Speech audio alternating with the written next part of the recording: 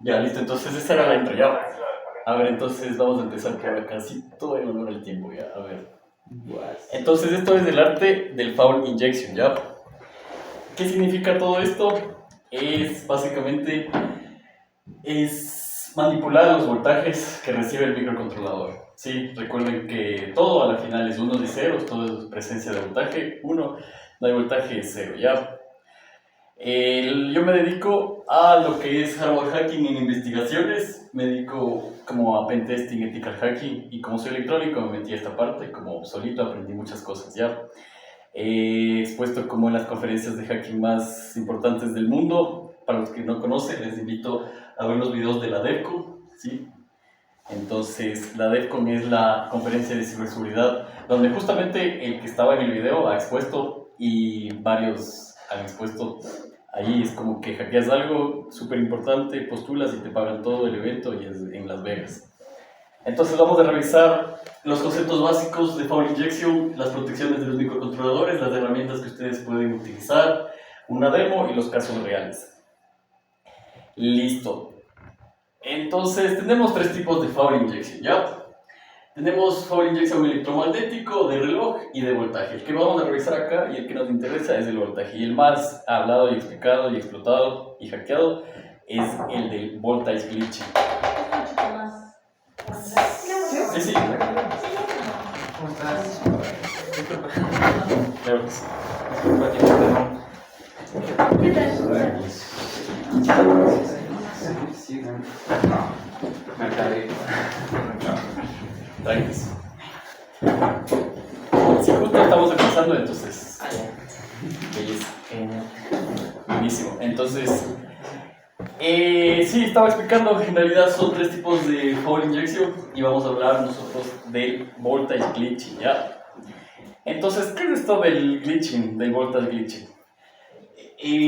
Esto es compuesto con tres variables, ¿sí? Entonces, nosotros vamos a manipular el voltaje en relación al tiempo, ¿ya? En un tiempo específico. Entonces, nosotros necesitamos el trigger, que es la señal que nos da como el inicio de cuánto es el delay que tenemos que esperar para hacer un glitching. Glitching es una caída de voltaje a tierra, es decir, aterrizamos la entrada del voltaje del microcontrolador. Por lo general funciona a 5 voltios, 3.3 voltios, sí.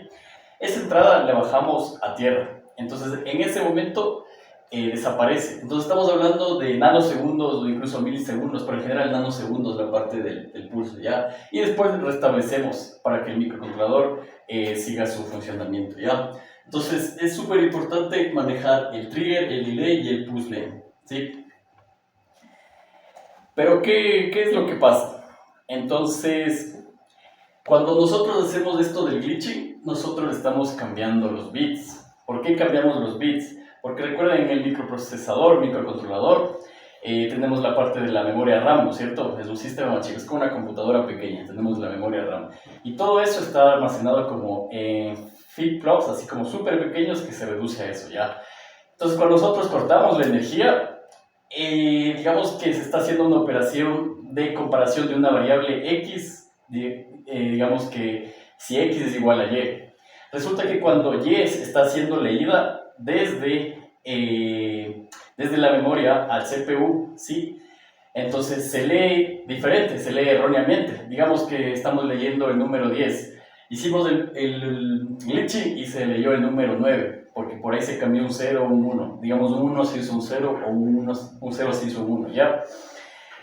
Entonces tienen que tener en cuenta, claro, eso es como lo básico para entender esto, ¿ya? Entonces, teniendo en cuenta esto, nosotros podemos cambiar el flujo de una condición if. Sí, podemos decir que un if negativo sea positivo y se ejecute o no una instrucción, porque estamos cambiando los bits. Sí, inicialmente nosotros tenemos un comportamiento inesperado que tenemos que descubrirlo, es una caja completamente negra, nosotros no tenemos el código del boteo del microcontrolador. Entonces podemos saltar instrucciones, podemos corromper registros, memoria, podemos incluso hacer que el microcontrolador se crashee, cambiamos variables como vemos acá. Entonces aquí no, por ejemplo, de 1 a 0 y un 0 a 1. Y la memoria tiene data corrompida. Entonces vamos a ver un ejemplo súper básico. Entonces tenemos una contraseña, ¿sí? Que el usuario ingresa, y si la contraseña es válida pasada por esa función de password check, pues imprime here is my secret. Caso contrario, no imprime nada.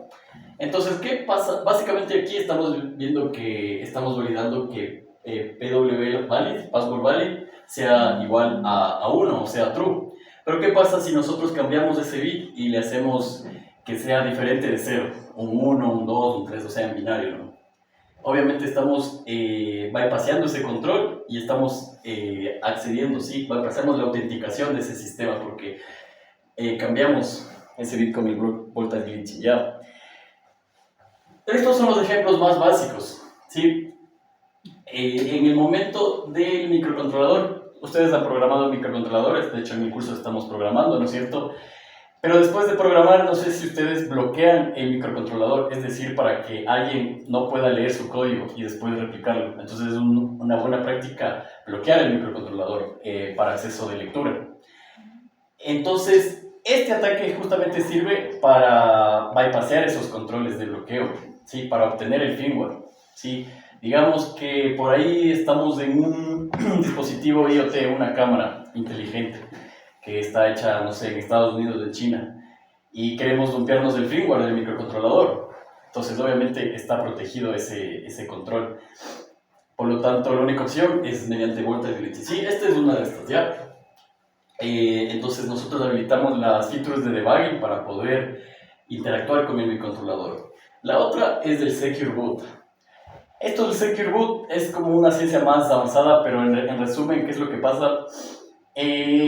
¿Cómo hace el microcontrolador para controlar que no se le inyecte código malicioso en el proceso de booteo? Es decir, digamos en el ESP32, cuando le ponemos el botón de encendido, obviamente el código está en la flash, ¿no es cierto? Está en la flash. De la flash pasa a la memoria y ahí se ejecuta. Pero en ese proceso, ¿cómo el ESP32 controla de que no sea un código malicioso inyectado? ¿Sí? Que venga desde otro microcontrolador, desde otra memoria. Entonces, para eso hay un proceso de integridad, de chequeo de integridad del código, ¿sí? Pero con el voltage glitching se puede pasar eso y se puede inyectar código, ¿sí? Y lo más como dañino sería esto, ¿no? Ejecutar código en una función de memcpy. Para los que programan en C, memcpy es básicamente copiar, ¿sí? De una variable de un buffer destino a un buffer, de un buffer fuente a un buffer destino, ¿ya? Pero nosotros podemos hacer un glitching para inyectar código y redirigir al código que inyectamos. O sea, se puede hacer muchas cosas en realidad, pero estos son los más avanzados, ¿ya? Entonces, como les decía, los microcontroladores tienen varias protecciones. El microcontrolador que tengo aquí es el NRF52, que sabe estar en los dispositivos Apple, ¿ya? De los dispositivos Apple IoT. Es justo este de aquí y la vamos a ver. Entonces, obviamente este dispositivo tiene control para que su firmware no sea leído, no sea robado. Entonces, todos los micros tienen eso ya, los que son en productos IoT, ¿no? Entonces, resulta que el debugger tiene acceso a un debug port y también a un access port. Entonces, esta protección se llama Access Port Protection, que deshabilita el Access Port Protection, como vemos ahí, pero tenemos habilitado el debug port. Es decir, si nosotros habilitamos el debug port mediante voltage glitching, podemos habilitar el Access Port Protection y acceder al firmware y dumpearnos el firmware, o sea, robarnos el firmware. El objetivo de esto es hacer daño, ¿no? Robarse el firmware, cosas así. Por eso vimos que en la intro este tipo fue capaz de recuperar la llave de la hardware wallet que estaba en la RAM cuando se carga en la hardware wallet. Ya estamos hablando de dispositivos hardware, ¿ya? Entonces, sí, esta es la protección, por ejemplo, de este microcontrolador. ¿Quién ha manejado STM32 antes? ¿Lo ha escuchado? STM32, ya. Sí, no, es un micro como súper usado. ¿Cuál es la protección de este micro? Es que escribe cualquier valor diferente a AA en un byte que se llama el byte de Real Protection, RDP. Entonces, ¿qué es lo que pasa? Cuando el microcontrolador bootea, lee este byte. Cuando está en AA, en 0xAA, en hexadecimal, ¿qué quiere decir eso? Quiere decir que el acceso, no hay protección, entonces tenemos diferentes niveles, nivel 0, nivel 1, nivel 2. En cada microcontrolador, por lo general, hay 3 niveles de protección. Cuando ustedes programan y no lo protegen, están en el nivel de protección 0, es decir, alguien viene, conecta un programador SP32, o en este caso un STM32, y se roba su código. Sí, no hay protección, nivel 0. Nivel 1 es cuando dice Read Protection Enabled, ¿sí? Protección de lectura habilitado, ¿ya? Entonces, en este caso, la protección del STM32 es súper fácil porque simplemente en este byte, con tal de que sea diferente a X0AA en hexadecimal, ya está deshabilitada esa protección. Es decir, con Voltage Glitching, si yo tengo aquí un AA y le cambio un byte a un bit, básicamente bypasseo esa protección, ¿ya? En el STM8 tenemos igual. En cambio, aquí es al revés. Cuando tenemos el AA, quiere decir que está habilitada la protección, ¿ya? Entonces yo ahorita me encuentro bypasseando, tratando de bypassear este. De hecho, ayer también traje esto en el osciloscopio, estaba de acá viendo. Es un STM8, ¿ya? Que necesito adquirir el firmware de una EQ de un carro para poder ver el algoritmo que abre el auto. Sí, porque le tengo la ingeniería reversa, pero obviamente necesito robarme el firmware para poder entender el algoritmo. Entonces, este es el que me encuentro trabajando ahorita. Esta es la electronic control que se encuentra dentro del auto, por ahí son de los cablecitos respectivos, y vamos a ver qué pines son los necesarios, ¿ya? Entonces, por ahí se utiliza como unos 4 pines, ¿ya? Listo, entonces, ¿cuál es la estrategia para hacer esta maravilla? Nosotros tenemos en el microcontrolador el voltaje de entrada, a veces es el que la alimenta, ¿ya? En este caso, por ejemplo, de este micro, del NRF52, tiene un voltaje de entrada de máximo de 3.3 voltios y listo. Pero recuerden que en los microcontroladores internamente hay reguladores, entonces el voltaje que nosotros le alimentamos al micro pasa por un regulador. Y el regulador está mantenido por un capacitor, ¿sí? De desacoplamiento, que justamente como que ayuda a que esté el voltaje normal, sí, en este caso de 0.9 voltios, sí, que siempre sea 0.9 voltios. Entonces, el primer paso es quitar ese capacitor, ¿ya? Ese condensador. ¿Por qué nosotros quitamos ese condensador? Porque cuando nosotros, recuerden, nosotros vamos a hacer la inyección de voltaje, o sea, el voltaje que aterriza a tierra en el punto de aquí, justo en este punto de aquí, en el CPU core, porque nosotros queremos afectar al CPU, ¿no? Recuerden que un micro tiene un montón de partes, que las memorias, que la RAM, que el flash, la flash, etc. Pero nosotros queremos llegar a ese punto, ¿ya? Entonces nosotros quitamos ese capacitor justamente para que cuando nosotros aterricemos a tierra no haya ningún delay, porque recuerden que un capacitor siempre va a provocar un delay, va a filtrar, ¿ya? Almacena energía más que nada. Entonces si aterrizamos a tierra tiene que ser súper rápido. Necesitamos hacer un análisis de consumo, porque recuerden esto es una caja negra. La pregunta es, ¿cuándo nosotros tenemos que quitar, cuándo tenemos que hacer el glitch? No sabemos. Es una caja negra completa, porque no tenemos el código de boteo. El código de boteo es imposible obtenerlo. Entonces esto es caja negra, ya. O sea, tenemos que hacer prueba y error. Pero no es tanto caja negra si hacemos un análisis de la potencia, que se disipa justamente en la entrada del capacitor, que es esta entrada de aquí. Esta entrada de aquí se llama DEC, ¿ya? Esa entrada de aquí se llama DEC 1. Es como que de acople capacitor 1, ¿ya? Resulta que cuando el microcontrolador trabaja tanto el core, la memoria RAM y la flash, obviamente se obtiene un consumo súper más grande, ¿sí? Digamos que tenemos 3 niveles de consumo. Cuando los 3 están trabajando, nosotros tenemos un consumo alto. Si solamente el CPU y la memoria están trabajando, llegaremos a un consumo medio. Y si solamente el CPU está trabajando, llegamos a un consumo bajo. Entonces, nosotros, sabiendo el consumo, podemos inferir cuándo tenemos que hacer un glitching. ¿Por qué? Porque, bueno, esto es un poquito más bajo nivel, pero resulta que cuando se hace una instrucción se tiene 2 fases. Uno es cargarla, la instrucción, digamos que estamos haciendo una lectura de memoria si X es igual a Y. Entonces tenemos que Y pasarle a un registro en el CPU. Entonces eso es una fase, ese es como un ciclo. Ese es un ciclo. Recuerden que los microcontroladores trabajan como, por ejemplo, el STM8 trabaja a 16 MHz. es como muy bajo, pero hay otros que trabajan en eso. ¿Qué quiere decir 16 MHz? Como 16 instrucciones por segundo, ciclos por segundo. Entonces, en este caso, nosotros estamos hablando que nosotros, cuando vamos a hacer el glitching, necesitamos calcular cuánto tiempo demora la instrucción que queremos atacar. Digamos que queremos atacar la instrucción si X es igual a Y. Entonces, para que exista eso, tiene que cargarse en el registro del CPU X y también Y. Y eso comparar. Entonces, por ahí estamos hablando de un ciclo para cargar la instrucción, dos ciclos, otro ciclo para ejecutar y otro ciclo para cargar Y. Estamos hablando de 3 ciclos, ¿ya? Entonces, cuando nosotros cargamos, obviamente está trabajando el core y la memoria, pero cuando ya solo se ejecuta, está solamente trabajando el core. Entonces, nosotros tenemos que buscar un momento en donde se haga una caída de potencia y ahí ejecutamos el glitch, ¿ya? Hay cosas más avanzadas, esto se llama el Power Analysis. La otra es como la diferencia del Power Analysis, que ya te da un análisis exacto en donde conoces ya el número de bits específicos de tu instrucción.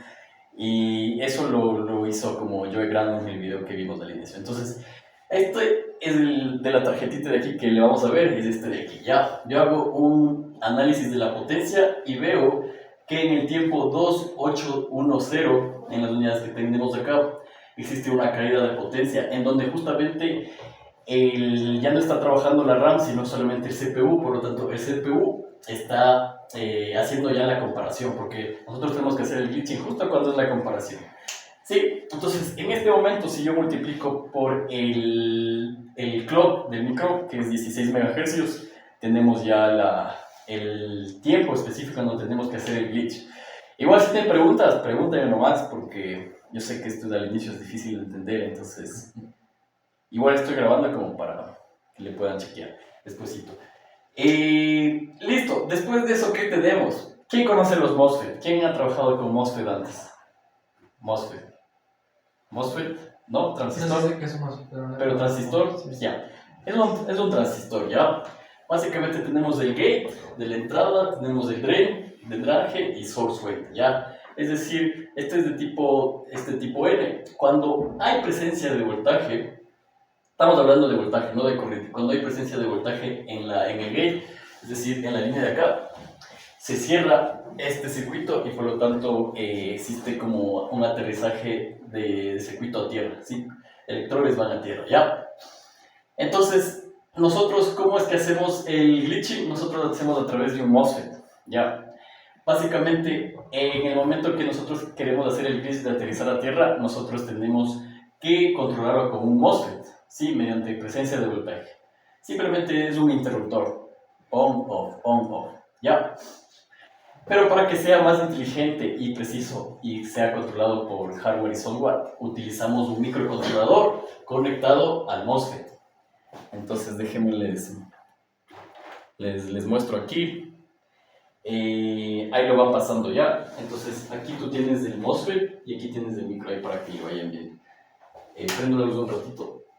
Aquí tenemos el MOSFET. ¿Sí?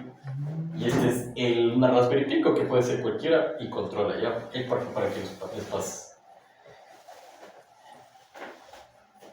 Entonces, ya, más bien, sabes que les muestro a todos ya para después. Entonces, aquí tenemos nosotros la tarjetita que nos permite hacer este glitch, ya.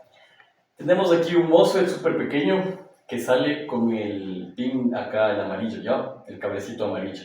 Y va conectado a inyectarle voltaje, o sea, hacerle la diferencia de voltaje al microprocesador. Entonces, la Raspberry Pi nosotros la controlamos mediante software. Y esto básicamente le manda la interrupción al MOSFET si se prende o se apaga, ¿ya? Es súper fácil esta parte. Ya, después igual ya le hacemos la demo, ¿ya?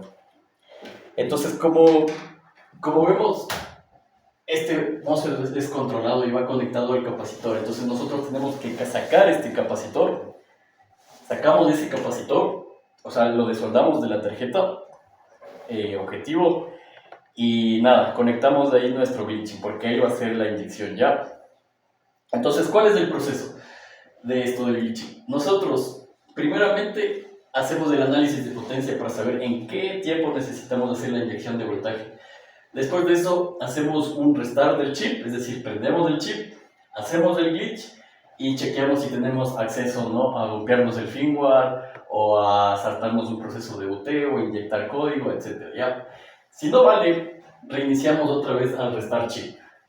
Reiniciamos el chip, es decir, lo apagamos y lo volvemos a prender. Hacemos el glitch, cambiamos el tiempo, digamos que lo hicimos que 10 segundos, esta vez lo vamos a hacer en 11 segundos, después en 10, en 2, 5, 4, 3, 2, 1, etc. ¿Sí? Entonces tenemos que hacer fuerza bruta a dos variables, tenemos que hacer fuerza bruta al momento en el que hacemos el glitch y también cuánto tiempo va a durar el glitch. Sí, es decir, fuerza bruta al delay y a la longitud del pulso, ¿ya? Fácil, ¿no es cierto? No, mentira. En realidad, ya cuando conocen, es fácil como todo, ¿no? Entonces, esta es la tarjetita que les mostré. Tenemos aquí el MOSFET, aquí está justo el MOSFET, ¿ya? Y por aquí sale el glitch, ¿ya? Y por acá tenemos el RP, el Raspberry Pico que controla todo lo que vamos a hacer. Pueden utilizar, en realidad, cualquier otro micro. Incluso hay recursos que pueden utilizar con el 555. Es decir, 555 controla en qué momento se lanza y también pueden utilizar un segundo 555 para hacer el glitching ya. Entonces es cuestión de imaginarse y esto se puede hacer de forma casera igual. Entonces estas son las herramientas. Ninguna venden en Ecuador y ninguna se puede traer por Amazon. Entonces tiene que comprar ya sea por Estados Unidos a través de un correo por correos del Ecuador, etcétera, ¿ya? Entonces esta es la más barata, es la de aquí, el Faultier, que lo traje este año reciencito, hace 3 semanas. El Chip Whisper es el mejor, este es el que utilizó Joe Grant en el video que vimos al inicio, que les vamos a mostrar. Este es el más caro, por ejemplo este de acá cuesta como unos... me costó $60. Este de aquí ya les cuesta como 400 a 600 dólares, porque el más barato, porque tiene funcionalidades como súper más avanzadas, incluso ya tiene un osciloscopio y todo, ya solo necesitas eso. Tenemos otro que es el Pico Glitcher, ¿sí? Que es casi parecido al Faultier, y igual es open source, ustedes sí lo pueden hacer como un proyecto de tesis, sería buenazo que se armen los que están siguiendo como electrónica. Que se armen uno de estos y hacer un glitch y sería un proyecto de tesis buenísimo. Listo, entonces vamos a la demo. El código que tenemos aquí les voy a mostrar acá cómo es que funciona. Field glitching, ya. Ahí está el código, a ver, hagámosle más grande las letras.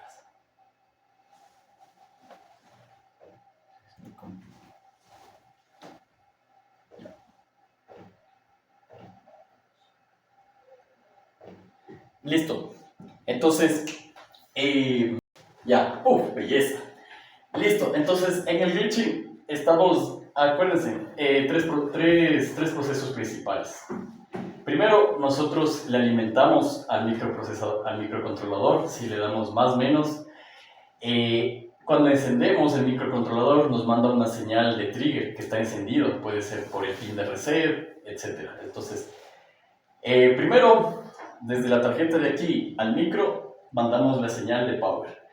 El microcontrolador nos responde con una señal que le llamamos a llamar trigger, y a partir del trigger nosotros lanzamos como un delay la señal del glitching, ¿ya? Entonces es una comunicación de tres fases, ¿ya? La tarjeta que va a glitchar manda la señal de power. Se enciende el micro manda el trigger, desde ahí se cuenta un delay y se manda el glitch. Entonces ven como un sin ACK en TCP, más o menos, como ya. Entonces, ¿qué tenemos aquí? Nosotros vamos a mandar la señal de power por la salida out, ¿sí? Vamos a tener un ciclo de 3,00000 de segundos, o sea, esto sería como nanosegundos para que sea el tiempo de encendido. En sí, esto sería como el ciclo que está como apagado y después se prende. Tenemos la señal del trigger, la vamos a recibir por este pin, el EXT0. Entonces, tenemos el pin MUX0, donde va a salir la señal de power al micro. Aquí se recibe la señal de trigger una vez que está encendida por el EXT0. de ahí lo que tenemos es lanzar el glitch por la salida out crowbar. ¿Sí? 3 conexiones súper simples que ya les vamos a ver acá. Y nada, aquí lo que estamos seteando es el TTY ACM del USB 0 de nuestra tarjeta. Y el código en sí es súper simple, ¿sí? Nosotros lo que vamos a tratar de bypassear, es este código de aquí. Sí, este es el código, digamos, que alguien programó y está en el firmware del microcontrolador de este NRF52. ¿Qué es lo que tenemos aquí? Primeramente por R, se imprime la letra R por UART, ¿sí? Después de eso pasa 10 milisegundos, ¿sí? Y obviamente manda la señal del trigger, el microcontrolador, al faultier, a la tarjeta que utilizamos para hacer el glitch.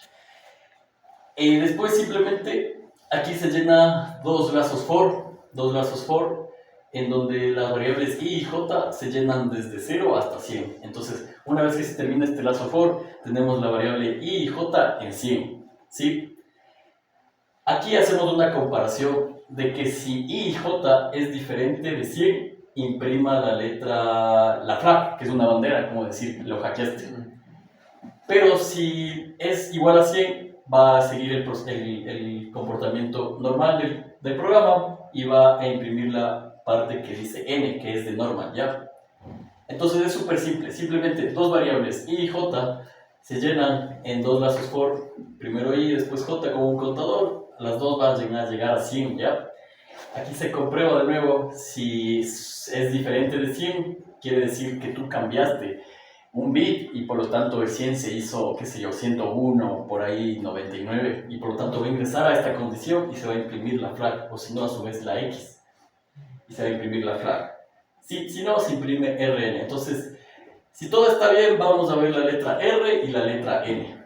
Y cuando tengamos éxito, vamos a ver la letra X, porque estamos cambiando la variable I o a su vez la variable J, ¿ya? Entonces, ¿cuál sería el código de la fuerza bruta que ejecutamos acá?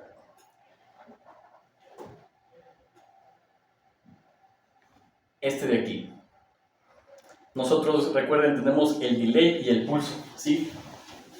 Al delay lo vamos a hacer que sea entre 0 y 100 nanosegundos, esto de nanosegundos. Igualmente esto de acá. Y el pulso que sea de 0 a 10 nanosegundos, el pulso, ¿sí? Entonces simplemente ingresamos a una iteración de dos lazos for, en donde en este caso no es randómico, sino que va a recorrer todas las posibles números en orden. Y aquí hacemos el glitch, ¿sí? Justamente aquí. ft.glitch delay es igual a d, digamos que estamos ya en el delay de 100 nanosegundos, 100.000 nanosegundos. Y acá pulse p de 10 nanosegundos. ¿Sí? Vamos a leer la data mediante, recuerden que el micro está dándonos la data por UART, vamos a imprimir y comparamos, ¿no? Si la data tiene la X, quiere decir que hicimos un glitch exitoso y ahí rompemos el ciclo. Pero en este caso no le puse un break como para seguir haciendo más ciclos, ¿ya? Ya, entonces vamos a correr eso.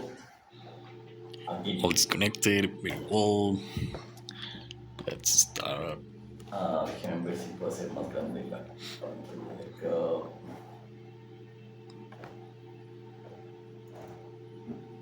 Cámbiale 30. Come on.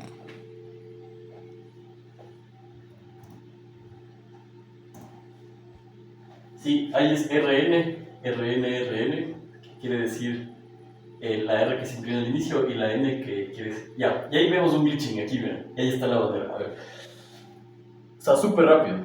Entonces, en el glitching logramos hacerle en un delay de 2 y en un pulso de 2. Yeah, y aquí está la bandera, dice XT glitching de NRF is. Este es un nos corriendo. ¿Qué es lo que pasa?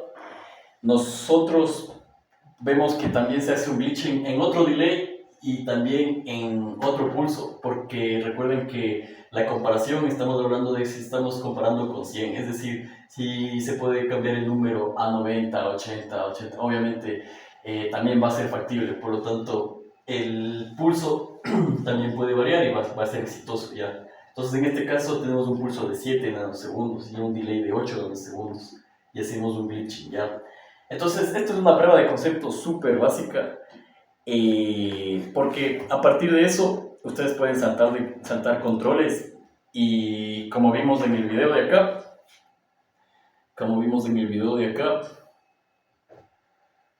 se puede ingresar, dumpear la RAM, ¿ya? Entonces, este es el código que acabamos de hacer y esto es lo que me di ayer.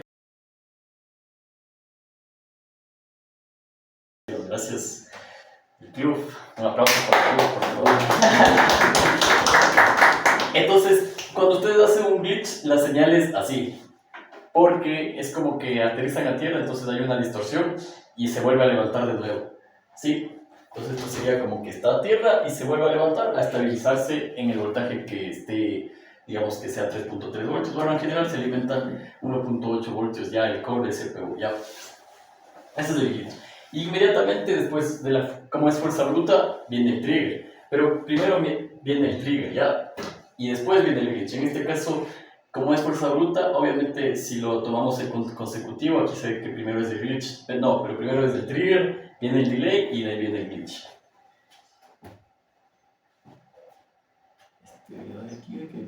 ¿Cuál es el siguiente paso? Es dumpearme el firmware de ese microcontrolador. Es decir, saltarme la protección que les había mencionado, que la protección era a Protect, Access for Protection. Esa es la siguiente que vamos a hacer acá. El dump del firmware. Ya, entonces yo aquí hago el análisis de potencia para ver en qué momento tengo que hacer el glitch para saltar la protección y habilitar el debug port y dumpearme el firmware. Ya, entonces este es el power analysis que habíamos hecho previamente. Y aquí vemos que me estoy dumpeando el firmware. Entonces, si desean esto, bueno, para hacer esto tengo que cambiar el firmware. Pero sin embargo, si hay tempito lo hacemos del último. Sin embargo, aquí lo tenemos, ¿no? Simplemente mando el código, que en este caso es este de acá, glitch.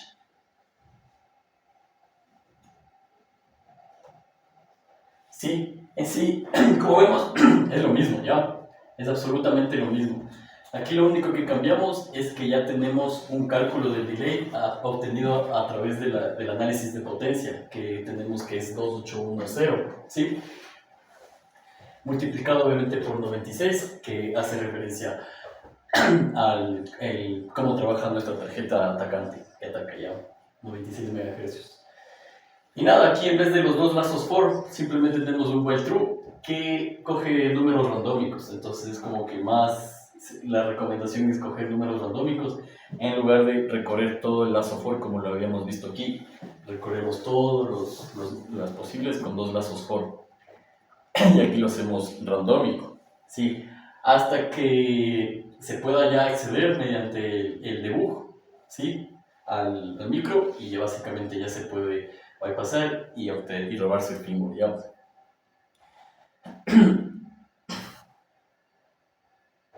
Entonces, ¿qué es lo que pasa? Los micros, obviamente, la gente detecta esto, reporta, tratan de parcharlo y lo parchan. Pero hay micros que ya están como, o sea, en productos y obviamente hay varios que están vulnerables. Listo, entonces, vamos a ver de nuevo este caso para los que no estaban y de hecho lo vamos a adelantar más acá. What if you had a couple $1 million stored on a piece of silicon the size of a postage stamp, and it was protected by a password? Is to apply some chemicals to get rid of that coating and then start soldering wires. The next step is we have to remove a couple of components from this board. The components we're removing are capacitors. Removing them, it makes the chip more. I just like to get it as clean as possible. What I'm going to do is use my soldering iron. Entonces, esto es un caso real, ¿no? Les invito a ver el video. Esto es muy motivante. Yo lo conocí a él en persona acá en San Francisco. Es demasiado pro este tipo. Y nada, ¿qué es lo que pasa? Lo habían contratado porque alguien se olvidó la contraseña de su hardware wallet. Para los que no tienen bitcoins, hardware wallet es lo más seguro cuando ustedes tienen bitcoins, porque si tienen una software wallet, obviamente es como que se les pueden robar, o sea, es como que hay muchos ataques al software, o a su vez la compañía mismo del software les estafa, Binance y cosas así, ha habido casos. Entonces, hardware wallet es como que tienes tu llave que te accede a todas las monedas en la web, ¿ya? Y obviamente esa llave está almacenada en alguna parte del micro. En este caso estamos hablando de un STM32 que tiene la hardware de 3 o 1. Ahorita las hardware wallets de Trezor One todas son con STM32, entonces son súper hackeables. Súper hackeables. Obviamente no es tan fácil, ¿no? Por eso no. Stuff that we're doing. What I'm going to do is use my soldering iron and just very carefully heat both sides of the part and pull it off the board. The risk at this stage is pulling off some of the circuit board with it, which hopefully won't happen. Iron is on. Yeah, there's two that we need to remove. One is easier to get to than the other. Okay, first one's off.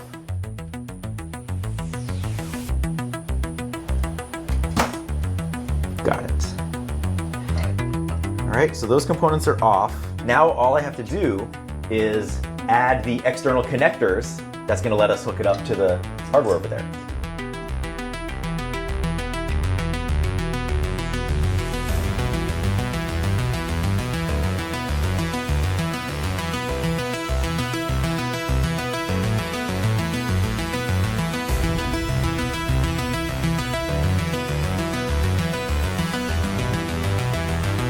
Glitch attack, and it's going to go step by step trying the different glitch offs. Could take more because we're only testing 1 a second, and we're going through a pretty wide range of about 10,000 attempts. Now we wait.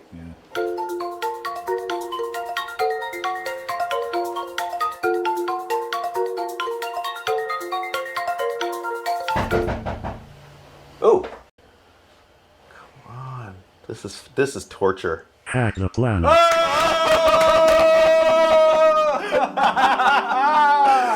Oh, yes. It's like it knew.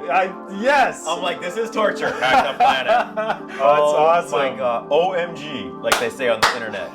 Okay, so that was 3 hours and 19 minutes, which is right within that sweet spot. Oh my god. But now the question is that too far in the boot process? Did we miss an earlier glitch that's going to keep the contents in memory? That's one way to find out. I'm already shaking. All right, I'm too excited. This is the literal money shot. Yeah. Right? Like this is the money shot. Okay, so we glitched it. Now I'm going to run the external program to extract. Hay un glitch también al Nintendo Switch, sí, que fue como muy famoso y los pusieron en una conferencia. Entonces el Nintendo Switch es vulnerable en el proceso de boteo para poderle inyectar código y poder como subir código malicioso al Nintendo Switch. El ejemplo que vimos hoy es aplicado al Apple iTags, es decir, este microcontrolador que está aquí, este de aquí, está en los iPod tags, en los Apple iTags. Sí, entonces este curso yo los invito, o sea, les puedo igual mandar la info al grupo, sin embargo se llama x3.io. Los tipos que me vendieron la tarjetita allá en Las Vegas son estos cracks, x3.io, les recomiendo loguearse allí y seguir el curso, es gratuito. Obviamente necesitan la tarjeta, pero como para tener los conocimientos que acabamos de ver, obviamente pueden aprender todo sin hacer los ejercicios, pero para entender está súper bueno, ¿ya? Si alguien desea hacer alguna tesis de esto, pues me contacta y sería el éxito hacer un glitching, algo como súper bacán.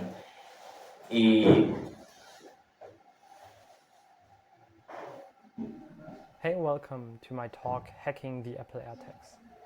My name is Thomas Roth. I'm a security researcher from the Sí, entonces es justamente lo que acabamos de ver acá. Estos son micros que acabamos de atacar, ¿ya? reverse engineering. Entonces, all that kind of eso chicos. Muchas gracias. ¿Alguna pregunta? me on Twitter